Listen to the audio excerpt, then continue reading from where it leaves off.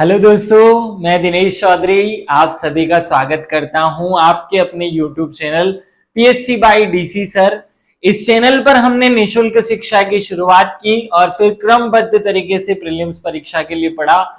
अब क्योंकि मुख्य परीक्षा भी एक महत्वपूर्ण पड़ाव है, इसलिए हम एक महत्वपूर्ण और सबसे महत्वपूर्ण विषय सोशियोलॉजी पर आपका मार्गदर्शन निशुल्क रूप से कर रहे हैं। आज हम जो टॉपिक पढ़ने वाले हैं वो इतिहास का भी एक विषय है। इतिहास में भी आपको ये टॉपिक मिलेगा, वर्ण व्यवस्था, और एक बहुत इंपॉर्टेंट टॉपिक है। इतिहास का टॉपिक इसलिए क्योंकि इतिहास में भारत में व्यवस्था रही। समाज शास्त्र का टॉपिक इसलिए क्योंकि समाज शास्त्र में उन सभी विषयों को पढ़ा जाता है जिन्होंने किसी भी समय या वर्तमान में हमारी समाज में व्यवस्था बनाए रखने, लोगों को जोड़ने, लोगों के मध्य विभाजन करने या किसी न किसी प्रकार से लोगों को शिक्षित या सामाजिकरण करने में योगदान दिया। समाज शास्त्र में वर्ण व्यवस्था को इसी रूप में देखा जाता है, ऐसी व्यवस्था जिसने लोगों को आपस में अपने अपने काम के लिए बांटा, फिर भी एक रूप बनाए रखने के लिए प्रोत्साहित किया। चलिए शुरू करते हैं। सबसे पहले भगवान श्री गणेश का नाम लेकर श्री गणेशाय नमः बोलते हुए और मेरे शिक्षक सुरेश पटेल सर को याद करते हुए हम सिलेबस पे आ जाते हैं। अब अगर इस सिलेबस को ध्यान से देखेंगे तो ये सारे टॉपिक्स हम पढ़ चुके हैं। अब हम सामाजिक संस्थाएं पढ़ रहे हैं, जिसमें एक संस्था है वर्ण। संस्था क्या होती है ये हम पहले ही आपको पढ़ा चुके हैं। इस टॉपिक में संस्था हमने पढ़ा, जैसे विवाह एक संस्था होती है। विवाह कैसी संस्था होती है? एक पुरुष और एक स्त्री को पारिवारिक जीवन में प्रवेश कराने की एक संस्था है विवाह। वैसे ही वर्ण भी एक संस्था है। वर्ण क्या है? वर्ण एक संस्था है। ये संस्था क्या करती है? लोगों को या समाज को आपस में चार भागों में बांटने और उन्हें एक निश्चित काम सौंपने की एक संस्था है, या काम सौंपने के लिए बनाई गई संस्था है वर्ण व्यवस्था। आजकल बहुत सारे बच्चों के दिमाग में जाति जाति घुसा होता है। भैया हम जाति की बिल्कुल बात नहीं कर रहे हैं, हम ब्राह्मण, क्षत्रिय, वैश्य और शूद्र की बात कर रहे हैं। वैश्य और शूद्र ये वर्ण व्यवस्था थी, ना कि जातीय व्यवस्था। भाई जातियां जो होती हैं वो ठाकुर हो सकती हैं, वो कलोता हो सकती है, वो चौधरी खाती हो सकती है, ब्राह्मण हो सकती है, पंडित हो सकती है, या पंडितों में भी अलग अलग कान्यकुब्ज जो हो सकती है, सरयू पारी हो सकती है, अलग अलग हो सकती है। लेकिन हम बात कर रहे हैं वर्ण व्यवस्था की। चलिए शुरू करते हैं। अब बहुत विशेष रूप से ध्यान रखना है, क्योंकि ये टॉपिक समाज शास्त्र में भी और इतिहास में भी है। तो इसमें गलतियां ये होती है कि जब एग्जाम में समाज शास्त्र की बात पूछी जाती है तो हम वहां इतिहास लिख कर आते हैं, और इतिहास लिख कर पूछा जाता है तो समाज शास्त्र लिख कर आते हैं। इसलिए आपको थोड़ा अलर्ट रहना होगा। वर्ण शब्द पर फोकस करते हैं, या वर्ण शब्द जो है वो व्र धातु से बना है संस्कृत के, जिसका अर्थ होता है, या वरी धातु से बना होता है जिसका अर्थ है वर्ण करना या चुनना। तो इंसान जब अपने काम को चुन ले और उसी काम को करते हुए अपनी जीवन को बिताए और उसी से एक व्यवस्था जन्म ले, तो उसे हम कहते हैं वर्ण व्यवस्था। खैर ये आपको शब्द समझ नहीं आया होगा, हमें समाज शास्त्र की भाषा में इसे कैसे लिखना है।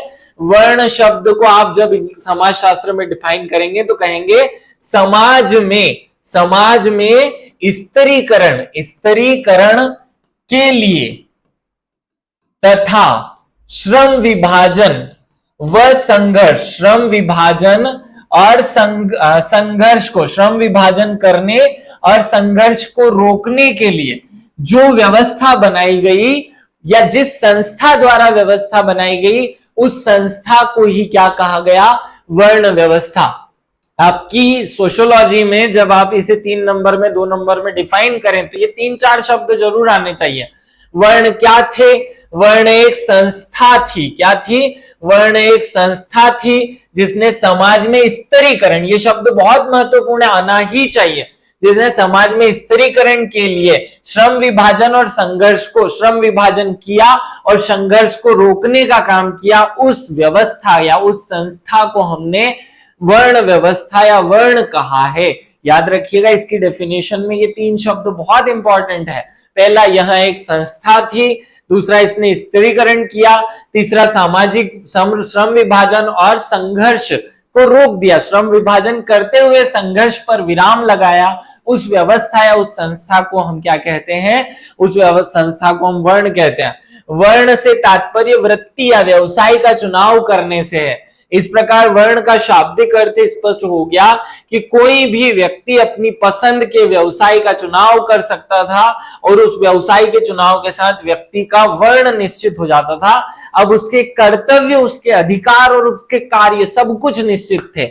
यहां पर वर्ण व्यवस्था याद रखिएगा जन्म आधारित नहीं है। देखिए जाति में और वर्ण व्यवस्था में, जाति व्यवस्था और वर्ण व्यवस्था में जो एक मूलभूत वर्ण व्यवस्था, इनमें मूलभूत जो अंतर है, वर्ण व्यवस्था कर्म पर आधारित थी जबकि जाति व्यवस्था जन्म पर आधारित थी। अर्थात ब्राह्मण का बेटा ब्राह्मण बनेगा या होगा ये गारंटी देती थी जाति व्यवस्था, लेकिन वर्ण व्यवस्था में ब्राह्मण का बेटा शूद्र हो सकता था और शूद्र का बेटा ब्राह्मण हो सकता था। ये अपने कर्मों पर आधारित हुआ करती थी और उसी व्यवस्था जिसने कर्म के आधार पर लोगों को बांट दिया उसे हम कहते हैं वर्ण व्यवस्था।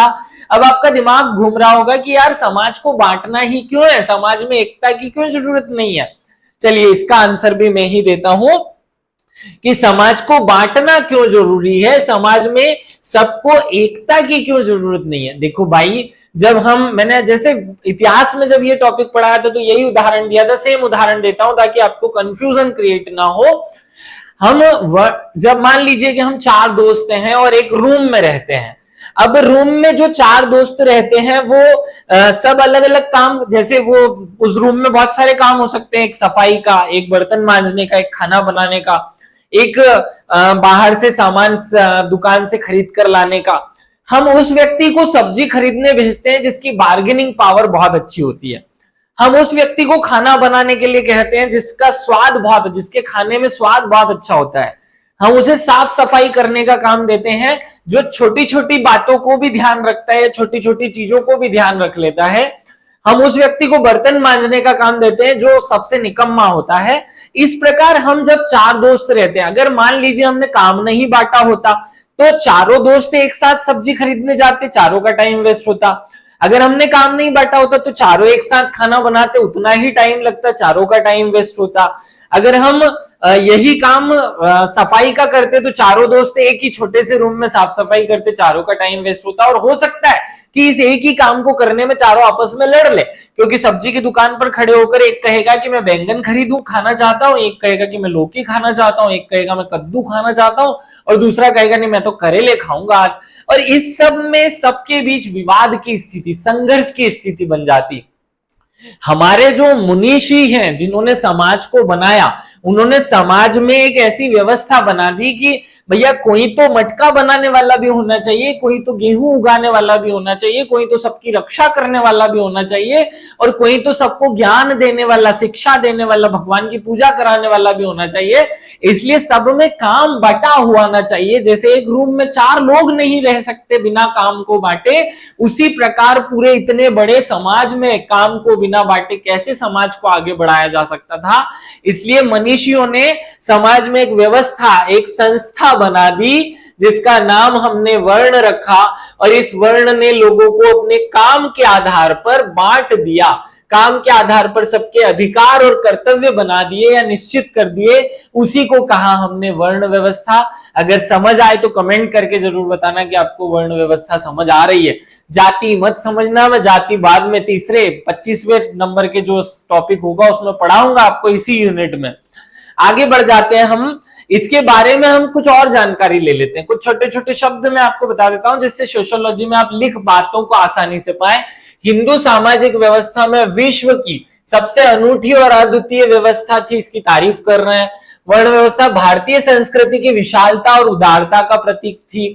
वर्ण व्यवस्था के अंतर्गत समाज का स्त्रीकरण किया गया था। क्या किया गया था? स्त्रीकरण। वो मूवी नहीं है वो स्त्री का लाना, वो नहीं बोल रहा हूं मैं। स्त्रीकरण, स्त्रीकरण क्या होता है? समाज को, देखिए ये समाज है जिसमें एक स्थान पर सब लोग खड़े हुए हैं, इनको जब ऊंच नीच के भाव में ऊंच नीच के भाव में, ऊंच और नीच के, कि कौन बड़ा कौन छोटा, इस भाव में बांट दिया जाता है कि ये बड़ा ये छोटा, ये काम करेगा ये नहीं करेगा। इस तरीके से बांटने की व्यवस्था को स्त्रीकरण कहते हैं। समाज में सभी लोग जो एक जैसे खड़े हैं उनको ऊंच नीच के भाव में बांट देने की व्यवस्था स्त्रीकरण है।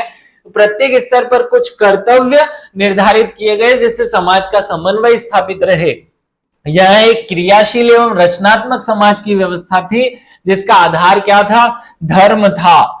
आगे बढ़ते हैं। वर्ण व्यवस्था हिंदू धर्म में सामाजिक विभाजन का आधार रही है। क्या रही है?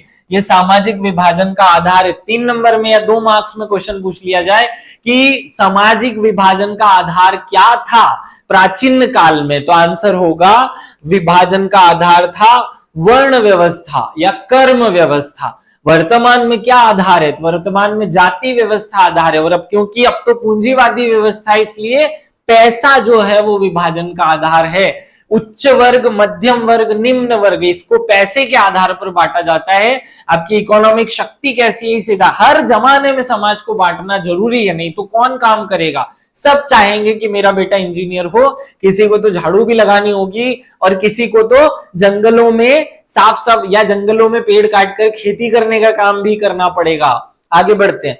हिंदू धर्म ग्रंथों के अनुसार समाज को 4 वर्णों में विभाजित किया गया, ब्राह्मण, क्षत्रिय, वैश्य और शूद्र। पाणिनि की जो अष्टाध्यायी ग्रंथ है उसमें भी इसी का उल्लेख मिलता है। तो पहली बार 4 वर्णों का उल्लेख पाणिनि के अष्टाध्यायी ग्रंथ में मिलता है, याद रखिएगा।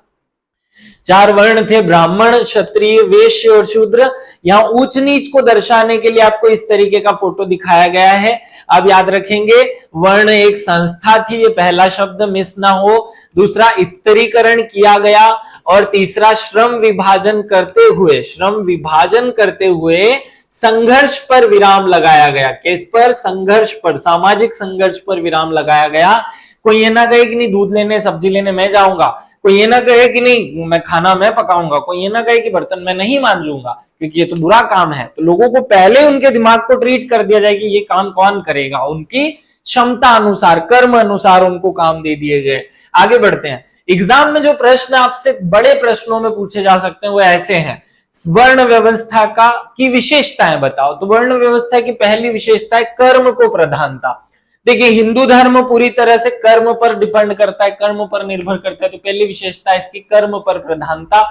समाज में व्यवस्था को सुचारू रूप से संचालित करने के लिए कर्म प्रमुख आधार है। वर्ण व्यवस्था कर्म को प्रमुख मानती है तथा एक विशेष कर्म पर आधारित व्यक्ति उस विशेष वर्ण में शामिल हो जाता है, अर्थात जो जैसा काम करता है वो उस वर्ण का सदस्य बन जाता है। इसलिए हम कह रहे हैं कर्म पर आधारित है।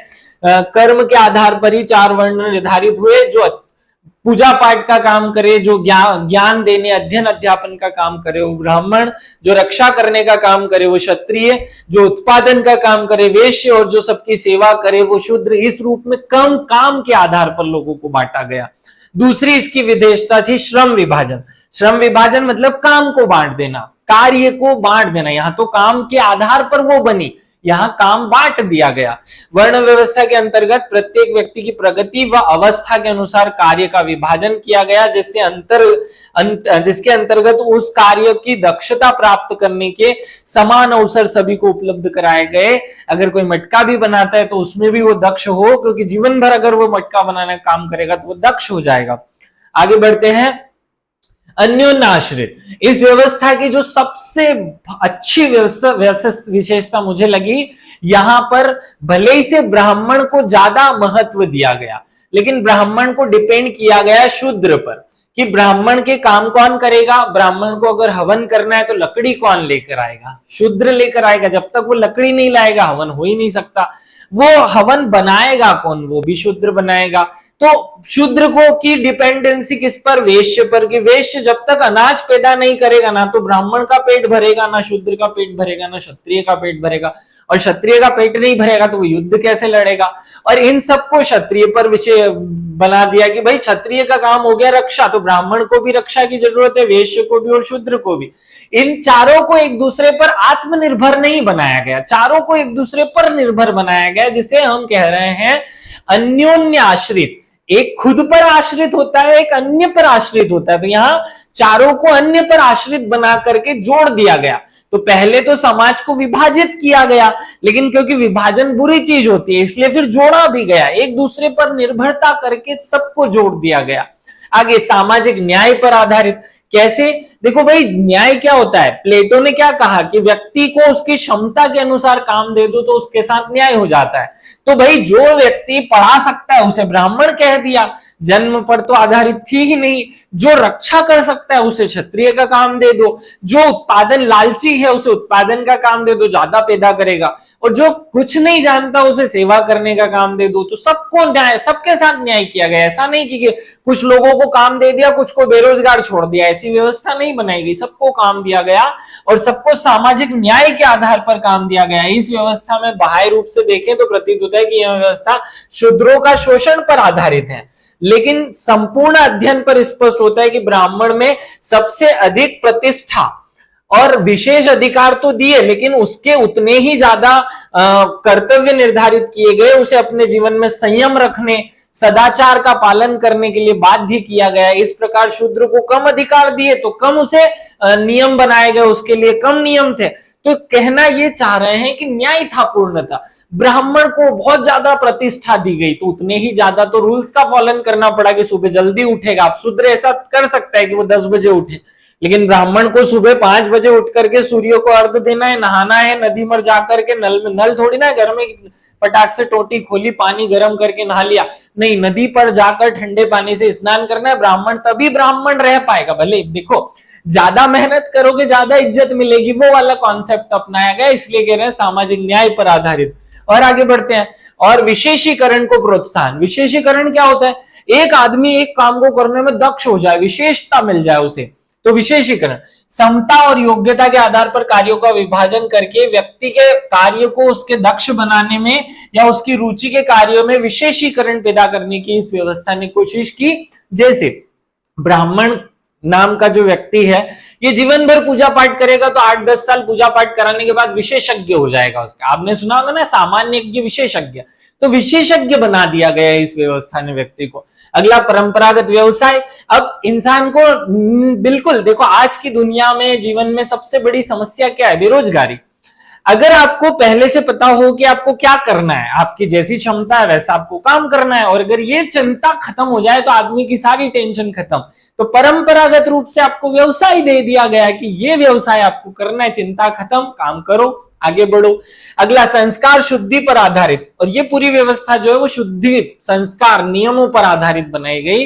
इस व्यवस्था ने व्यक्ति के गुणों पर अत्यधिक बल दिया, जिससे हिंदू समाज में संस्कार व्यवस्था को जन्म दिया और संस्कार शुद्धिकरण से गुणों में की अभिवृद्धि हुई और धीरे धीरे मानव समाज का विकास होने लगा। एक पहला पॉइंट हमने कवर किया, वर्ण व्यवस्था की विशेषता। अगले पॉइंट पे चलते हैं। अगला समाज क्वेश्चन क्या पूछेगा एग्जामिनर? वर्ण व्यवस्था का सामाजिक महत्व बताओ। क्वेश्चन ये नहीं पूछेगा कि महत्व बताओ, पूछेगा सामाजिक महत्व बताओ, क्या समाज के लिए महत्व है। पहला, संघर्ष से छुटकारा। भाई समाज में अगर सब लोगों को काम सौंप दिया कि आपको यही करना है और दूसरे काम में टांग नहीं अड़ानी है तो संघर्ष खत्म हो गया। तो सबसे पहला काम जो इसने किया वो संघर्ष से छुटकारा दिला दिया, सबको संघर्ष से छुटकारा मिला। दूसरा, श्रम विभाजन, लोगों के बीच काम को बांट दिया, ये इसका बहुत इंपॉर्टेंट रोल है। तीसरा, समानता। अब देखो, ब्राह्मण को ब्राह्मण जैसा काम तो उसको ज्यादा प्रतिष्ठा, और शूद्र को शूद्र जैसा काम तो कम प्रतिष्ठा। लेकिन यहाँ अवसर था, यहाँ ऐसा नहीं था। अगर ब्राह्मण रोज सुबह उठ करके नहाना बंद कर दे तो वो शूद्र बन जाएगा, अब उसे शूद्र कहेंगे। और शूद्र अगर रोज सुबह उठकर गंगा स्नान करते हुए पढ़ाई करने, अध्ययन ज्ञापन करने लगे तो वो ब्राह्मण बन जाएगा। खुली व्यवस्था थी ना। कैसी थी? खुली। देखो, जाति जो है वो एक बंद व्यवस्था है। जाति क्या है? एक बंद व्यवस्था। इसका मतलब ये कि इसमें कोई आ जा नहीं सकता। आपके पापा ब्राह्मण थे, अब आप अपने आप ब्राह्मण बन गए, आपको बनाया नहीं गया, बन गए। लेकिन ये जो वर्ण व्यवस्था है खुली है। आज आप शूद्र हैं, जो शूद्र का काम कर रहा है वो शूद्र है, कल आप ब्राह्मण का काम करने लगो, ब्राह्मण बन जाओ। तीसरे दिन मन किया नहीं यार, नहीं चल रहा है, क्षत्रिय बनेंगे, चलो क्षत्रिय बन जाओ, क्या दिक्कत है। तो खुली व्यवस्था थी, इसलिए समानता पर आधारित थी। जो जैसा काम करेगा उसे वैसी इज्जत और वैसा ही सम्मान मिलेगा। रक्त की पवित्रता, इसका विशेष ध्यान रखा गया। देखो पहले जो है वो हमारे पास ऐसा वो नहीं था कि भाई कौन किससे विवाह करेगा, तो रक्त की पवित्रता जरूरी थी क्योंकि बहुत सारे रोग फैल सकते थे, जैसे आज हमने देखा एड्स फैलता है, बहुत सारे यौन रोग फैलते हैं, तो उसे कैसे रोका जाए। भारत में आदिकाल से ही अनेक आक्रमण किए और उनमें से अधिकांश यहाँ के निवासी हो गए। ऐसी स्थिति में यह आवश्यक माना गया कि रक्त की पवित्रता को बनाए रखा जाए। क्या कहा जा रहा है, हुणों ने आक्रमण किया, कुषाणों ने आक्रमण किया, यूनानियों ने आक्रमण किया, वो तो हमारी समाज का हिस्सा बन जाएंगे, वहां से जो बीमारियां लेकर आए हैं, वहां से जो गलत चीजें हमारे समाज में लेकर आए हैं वो घुस जाएगी समाज में, हिस्सा बन जाएगी। कैसे रोका जाए, तो बोल दिया कि ब्राह्मण जो है ब्राह्मण से ही विवाह करेगा, अनुलोम विवाह। बोल दिया कि ब्राह्मण जो दूसरे से विवाह नहीं करेगा, मतलब प्रतिलोम विवाह नहीं करेगा। तो इससे क्या हुआ, रक्त की शुद्धता मिली, शुद्धता स्थापित होने लगी। अगला, शक्ति संतुलन पर की व्यवस्था। इसमें क्या हुआ, एक व्यक्ति को विशेष अधिकार ना देते हुए सब में अधिकार बांट दिए गए, शक्ति का संतुलन बनाया गया। देखो राजतंत्र में क्या होता है, राजा ही नीति बनाता है, जो राजा बोले वो सब शासन, राजा का वचन ही ये शासन। अब राजा गलत भी करेगा तो वो सब सही है, लेकिन यहाँ क्या किया, कुछ शक्ति दी ब्राह्मण को, कुछ शक्ति दी वैश्य को, कुछ शक्ति दी शूद्र को और कुछ शक्ति दी आगे क्षत्रिय को। तो सब में बांट दी शक्ति, शक्ति एक व्यक्ति के पास न रखते हुए सब में संतुलन बनाया गया। खैर शूद्रों को बहुत कम शक्तियां दी गई, लेकिन फिर भी समाज में एक स्थान तो दिया गया। याद रखिएगा, हम जाति व्यवस्था की बात नहीं कर रहे हैं। वो जो आपके दिमाग में चल रहा होगा ना कि यार सर आप कैसी बात कर रहे हो, जात शूद्र को कहां कोई अधिकार दिया, नहीं भाई, हम वर्ण व्यवस्था की जब बात कर रहे हैं तो शूद्र को अधिकार था कि वो एजुकेशन प्राप्त करके, वो शिक्षा प्राप्त करके अपने आचरण को सुधार करके ब्राह्मण बन सकता था। मैं उदाहरण देता हूं आपको, दो चार ऐसे उदाहरण देता हूं। देखो आपने रावण का नाम सुना है, रावण ब्राह्मण का बेटा था, लेकिन उसने कर्म जो किए वो सब शूद्र जैसे, तो इसलिए उसे राक्षस कहा गया, उसे ब्राह्मण नहीं कहा गया है। याद रखिएगा ये बात, उदाहरण आपको याद हो। आगे बढ़ते हैं, आप वर्ण व्यवस्था के दोष पूछे जा सकते हैं आपसे, इस पर भी फोकस कर लेते हैं। क्या दोष है भैया वर्ण व्यवस्था के? पहला दोष है एकाधिकार। एकाधिकार कैसे, इसका जब रूप बदल गया, और ये देखिए हमें पता है कि जो वैदिक काल है वो दो भागों में बांटा जाता है, एक पूर्व वैदिक काल और एक उत्तर वैदिक काल। तो उत्तर वैदिक काल में वर्ण व्यवस्था जो है, जो कि कर्म आधारित थी, वो बदल जाती है जन्म आधारित, और जिससे पैदा होती है जाति। और ये जो जाति व्यवस्था जब बनी तो इससे क्या हुआ, ब्राह्मणों ने एकाधिकार कर लिया कि भाई मेरा बेटा ब्राह्मण होगा और वही सबको पढ़ाएगा, और इससे एकाधिकार जो है वो वर्ण व्यवस्था के दोष के रूप में पैदा हुआ। याद रखना, इसका पहला दोष है एकाधिकार। सामान्य रूप से सभी वर्गों में शक्तियां निहित, सभी व्यक्तियों में शक्तियां निहित थी। कालांतर में उच्च वर्ण ने अपनी शक्तियों का प्रयोग करते हुए निम्न वर्ण के सदस्यों पर अनेक प्रतिबंध लगा दिए कि अब इनका बेटा तो स्कूल पढ़ ही नहीं सकता। और जब वो व्यवस्था बदली कि शूद्र का बेटा स्कूल में नहीं पढ़ेगा, तब शूद्र शूद्र ही रह गया और ब्राह्मण ब्राह्मण रह गया। इससे बनी जाति व्यवस्था, और ये गलत थी। दोहरे मापदंड कैसे, जैसे आपने देखा होगा कि अगर किसी एक व्यक्ति ने हत्या कर दी, जैसे अगर आप महाभारत को देखोगे तो महाभारत में बहुत सारे आख्यान मिलते हैं, और उन आख्यान में जैसे कि कोई व्यक्ति किसी की हत्या कर दे और व्यक्ति चार हो, ब्राह्मण क्षत्रिय वैश्य और शूद्र, तो सबको अलग अलग सजा मिलेगी। जैसे शूद्र को केवल 4 वर्ष मिलेगी, क्योंकि शूद्र तो अज्ञानी है, उसको तो कोई ज्ञान ही नहीं है, वही तो शूद्र है। फिर वैश्य को 8 वर्ष की सजा मिलेगी क्योंकि वो उत्पादन करता है। फिर क्षत्रिय को 12 वर्ष मिलेगी क्योंकि उसने शक्ति का गलत प्रयोग किया, और जो ब्राह्मण है उसे बहुत ज्यादा सजा मिलेगी क्योंकि वो ज्ञानवान है, समझदार है, सब कुछ जानता है, फिर भी उसने नियम को तोड़ा है, इसलिए उसे सबसे ज्यादा सजा मिलेगी। तो ऐसे दोहरे मापदंड बनाए गए इस व्यवस्था ने, तो इसी से ये बुरी होने लगी बाद में। आगे बढ़ते हैं, इसकी और क्या दोष थे, शोषण को बढ़ावा मिला। धीरे धीरे जब ब्राह्मणों ने चीजों पर एकाधिकार कर लिया तो फिर क्या हुआ, शोषण बढ़ा, और फिर शूद्रों का शोषण शुरू हुआ। पहले नहीं हुआ था, समाज में जब बनी थी व्यवस्था बहुत अच्छी थी।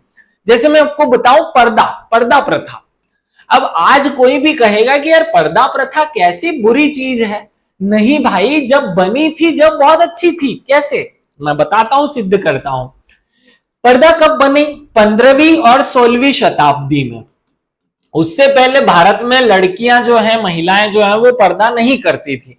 आप गार्गी का उदाहरण देख लो, आप वैदिक काल के कितने भी उदाहरण है सब में आपको पर्दा करते हुए, पर्दा का कोई उदाहरण नहीं मिलेगा, कोई ग्रंथों में बात नहीं है। क्यों? क्योंकि थी नहीं। अब जब मुस्लिम आक्रमणकारी तुर्की, ईरानी सब आ गए भारत में और उन्होंने भारत पर कब्जा कर लिया, तो भारत में जो सुंदर लड़कियां थी उनको देखकर उनको बिठा ले जाते थे अपने साथ, उनका हरण कर लेते थे और उनके साथ फिर बलात्कार, उनको अपने हरम में रखना। जैसे अकबर के हरम में 1000 स्त्रियां थी। कहां से आई वो 1000? वही जो बाजार में घूमता था वो, और उसको जो सुंदर दिखती थी उसको उठा ले जाता था। अब कोई भी व्यक्ति कैसे सहन करेगा कि उसकी पत्नी, उसकी बहन, उसकी वाइफ को कोई और उठा कर ले जाए? इसलिए उसने अपनी वाइफ पर प्रतिबंध लगाया कि मैं राजा को तो रोक नहीं सकता, मैं सिपाही को तो रोक नहीं सकता, क्योंकि मैं तो कमजोर हूं, अभी मेरे पास शक्ति नहीं है। तो परिस्थिति के हिसाब से अपने आप में अनुकूलन करो। इसलिए उसने अपनी वाइफ को क्या कर दिया? पर्दा कर दिया, और इससे भारत की अनेक महिलाओं की जान बची। तो जब ये व्यवस्था आई थी तब तो काम की थी, इसीलिए तो बनी, नहीं तो आती क्यों समाज में, बनाती क्यों? लेकिन अब क्योंकि भारत में स्वतंत्रता आ गई, अंग्रेज भी आए, फिर हमने उनको भी मारकर भगा दिया। अब भारत में संविधान है, लोकतंत्र है, गणतंत्रात्मक व्यवस्था है, सूचना संचार है, सब कुछ है। आज पर्दा बुरा हो गया है, अब हमें इसकी जरूरत नहीं, इसलिए बुरा है। तो ये शोषण पर, इसीलिए अंधविश्वास, फिर हमने यही कहा कि ये जो चीज थी, ये व्यवस्था थी, हमारे लिए पहले बहुत काम की थी। वर्ण व्यवस्था तब काम की थी, अब नहीं है। अंधविश्वासों को फैलाया। देखो, ब्राह्मणों को जब अपनी चीजों पर एकाधिकार करना था तो उन्होंने क्या किया? झूठी झूठी कहानियां फैलाना शुरू की कि मेरे सपने में रात को भगवान आए थे, उन्होंने ऐसा कहा कि मेरा बेटा ही ब्राह्मण रहेगा। इस तरीके की मनगढ़ंत कहानियां फैलाना शुरू किया गया, जिससे क्या हुआ? अंधविश्वास बढ़ा, और अंधविश्वास ने फिर समाज में वर्ण का स्वरूप जो है, वर्ण व्यवस्था को बदल दिया जाति व्यवस्था में। और इसी से जाति, जो कि कभी नहीं जाति, ऐसी चीज बनी जो जन्म से होने लगी और समाज में सब बुरा बुरा हुआ। उम्मीद है आपको पूरा टॉपिक समझ में आया होगा। हमने क्या क्या पढ़ा, वर्ण व्यवस्था क्या है, वर्ण व्यवस्था के उपयोग, वर्ण व्यवस्था की विशेषताएं, वर्ण व्यवस्था का महत्व, वर्ण व्यवस्था के दोष। इसके अंदर जाने की जरूरत नहीं क्योंकि ये इतिहास का हिस्सा है, लेकिन फिर भी मैं आपको एक बार इंट्रो दे दूं। वर्ण व्यवस्था की उत्पत्ति के विषय में हमारे पास 5 सिद्धांत हैं। सोशियोलॉजी में 5 सिद्धांत मान्य किए गए हैं। कौन कौन से? पहला, देवीय सिद्धांत। ऐसा माना जाता है कि देवताओं ने इस व्यवस्था को बनाया था, तो जो सिद्धांत ये कहे कि देवताओं ने इस व्यवस्था को बनाया वो है देवीय सिद्धांत। अगला, गुण। मनुष्य के जो गुण होते हैं उनसे ये व्यवस्था जन्मी, वो जो सिद्धांत ये स्वीकार करे वो गुण का सिद्धांत है। वर्ण या रंग, जो व्यवस्था ये कहे कि देखो आर्य और अनार्य, गोरे और काले, इनके कारण ये व्यवस्था समाज में बटी, तो उसे कहा हमने वर्ण का सिद्धांत। कर्म का सिद्धांत, मनुष्य के काम जैसे थे वैसा उसका वर्ण हो गया, तो कर्म का सिद्धांत। और मनुष्य के जन्म पर आधारित थी तो जन्म का सिद्धांत। ऐसे 5 सिद्धांत स्वीकार किए गए। थोड़ी सी डिटेल बता देता हूं। देवीय सिद्धांत। देवीय सिद्धांत का पहला उदाहरण आपको ऋग्वेद में मिलेगा। ऋग्वेद के 10वें मंडल के पुरुष सूक्त में क्या कहा है कि ब्रह्मा के, अर्थात विराट पुरुष के मुख से ब्राह्मण की, भुजाओं से क्षत्रिय की, पेट से वैश्य की और जंघा से शूद्र की उत्पत्ति हुई। अर्थात भगवान, मतलब भगवान से उत्पत्ति हो रही है ना, तो क्योंकि भगवान से उत्पत्ति हो रही है इसलिए देवीय सिद्धांत कह दिया हमने। श्री कृष्ण ने भी यही कहा गीता में कि चतुर्वर्णा मया सृष्टा गुण कर्मच विभागस्य, ऐसे कहा है उन्होंने श्रीमद् भागवत गीता में, लेकिन उनका अर्थ दूसरा, आगे बताऊंगा वो कर्म वाले में। चलिए आगे बढ़ते हैं।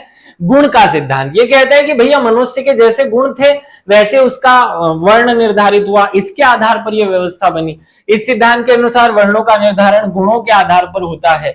गीता और सांख्य दर्शन में कहा गया है कि प्रकृति का विकास जो है वो त्रिगुणों से हुआ, सत्व गुण, रजस गुण और तमस गुण। और जिसमें जैसा गुण था वो वैसा हो गया। जिसमें सत्व गुण की प्रधानता थी वो ब्राह्मण बना, जिसमें तमस गुण की प्रधानता थी वो शूद्र बना, जिसमें रजस गुण की प्रधानता थी वो वैश्य बना, और जिसमें सत्व और रजस दोनों के मिक्स वाला कॉम्बिनेशन था वो क्षत्रिय बन गया। ऐसे गुणों से बना। भागवत गीता, मनुस्मृति, विष्णु पुराण आदि ये सत्व गुणों से ब्राह्मण, रजस गुण से क्षत्रिय, रजस और तमस से के मिश्रण से वैश्य और तमस गुण से शूद्र की उत्पत्ति को स्वीकार करते हैं। ये 3 गुणों के 3 लक्षण बताए गए हैं कि सत्व गुण क्या लक्षण क्या है? शांति, जो शांति रखे, जो ज्ञान प्राप्त करे, जो तप करे, जो शुद्धि आचरण रखे, वो सब इसके रिफ्लेक्शन होंगे। जिसमें शुद्ध सत्व गुण होगा उसमें ये चीजें होंगी। जिसमें रजस गुण होगा शौर्य, शक्ति, प्रदर्शन, रक्षा कार्य, साहस, ये दिखाएगा। जिसमें तमस गुण होगा वो जड़ता, अहंकार, आलस्य, लोभ, लालच, ये सब चीजें दिखाएगा। तो ये देख करके उनका कर्म, उनके गुणों के आधार पर उनके कर्म वर्ण निर्धारित हुए। तो इससे पता चलता है कि ये व्यवस्था गुण आधारित थी। आगे बढ़ते हैं। ऐसा ही कहीं कहा गया है कि वर्ण और रंग आधारित थी। तो ऋग्वेद में वर्ण शब्द का उपयोग जो है रंग के आधार पर हुआ। महाभारत में भी यही वर्णन मिलता है। महाभारत में भी एक स्थान पर वर्ण शब्द रंग के स्थान पर उपयोग हुआ कि श्वेत वर्ण जिन लोगों का है वे सब क्या बनेंगे, वे सब बनेंगे ब्राह्मण। जो लोग गोरे थे, सफेद रंग के थे, वो ब्राह्मण। जो लोग लाल रंग के थे वे सब क्षत्रिय। जो सब पीले रंग के थे वो सब वैश्य, और जो काले रंग के थे वो सब शूद्र बन जाएंगे। ऐसा महाभारत के शांति पर्व में रंग से उत्पत्ति के सिद्धांत की व्याख्या की गई कि ब्रह्मा ने चारों वर्णों की उत्पत्ति की, जिसमें ब्राह्मण जो है वो श्वेत रंग का, क्षत्रिय जो है वो लाल रंग का, वैश्य जो है पीले रंग का, और शूद्र जो है वो काले रंग का बनाया। इस आधार पर जो उत्पत्ति हुई उसे हमने रंग से उत्पत्ति का सिद्धांत कह दिया। आगे बढ़ते हैं। ऐसे ही कर्म का सिद्धांत। तो कर्म मतलब जो मनुष्य जैसा कर्म करेगा वैसा वो बन जाएगा। तो कर्म से उत्पत्ति का सिद्धांत ये कहता है कि व्यक्ति जैसा कर्म करेगा वैसा ही फल उसे प्राप्त होगा। ऐसा श्रीमद् भागवत गीता भी कहती है। जो व्यक्ति जितना अच्छा कर्म करेगा उसे उतने ही अच्छे फल मिलेंगे और उसी वर्ण का वो बनेगा।